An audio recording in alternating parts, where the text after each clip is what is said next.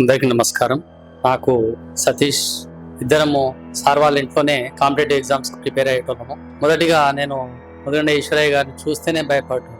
అంటే ఆయన గంభీరంగా ఉంటూ తక్కువ మాట్లాడినటువంటి సందర్భాలు నాకు చాలా సుపరిచితము. అయితే నేను వాళ్ళ ఇంట్లో ఉండి చాలా సార్లు కాంపిటేటివ్ ఎగ్జామ్స్ ప్రిపేర్ కావడం వల్ల కొంచెం ముఖపరిచయం బాగా ఏర్పడి సార్ని మాట్లాడాలంటే నేను భయపడుతున్నాను. సార్తో ఒకసారి తనే పిలుచుకొని ఏం చేస్తున్నావు, ఏం చదువుతున్నావు, ఏం చేస్తే బాగుంటుంది అనేటటువంటి అభిప్రాయాన్ని తీసుకొని ఒక రకమైనటువంటి మార్గదర్శకాన్ని ఇవ్వడం జరిగింది. దేని నుంచి కూడా భయపడొద్దు, ధైర్యంగా ఉండాలి, ఒక లక్ష్య సాధనతో పనిచేయాలి, అప్పుడే ఏ రంగంలోనైనా సాధించడం అనేటటువంటి జరుగుతుంది అని చాలాసార్లు చెప్పడం జరిగింది. ఒకసారి మాట్లాడిన తర్వాత నాకు చాలా ధైర్యం వచ్చింది.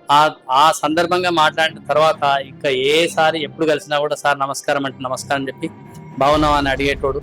అదేవిధంగా ప్రతి విషయం లోపల కూడా ఏది అడిగినా ఒక సలహా ఇచ్చేటటువంటి సందర్భాలు చాలా ఉన్నాయి. అయితే నాకు నిజంగా చెప్పాలంటే మహాత్మా జ్యోతిబా పూలే గారి గురించి కాంపిటేటివ్ ఎగ్జామ్స్ ప్రిపేర్ అయ్యేంత వరకు కూడా తెలియదు. ఒకసారి మా మిత్రుడు సతీష్ ద్వారానే మార్కండే భవన్ లోపల జరిగేటటువంటి కార్యక్రమానికి పోవడం జరిగింది. అక్కడ పోయినప్పటి నుండి నాకు చాలా స్ఫూర్తిదాయకంగా అనిపించింది.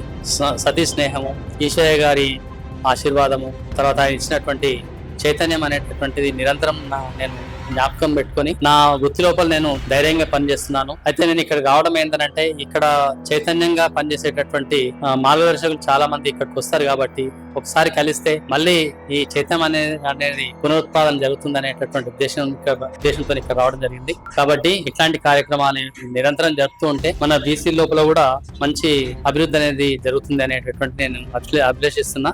ఈ అవకాశం ఇచ్చినందుకు అందరికీ ధన్యవాదాలు తెలియజేస్తాను. Thank you sir.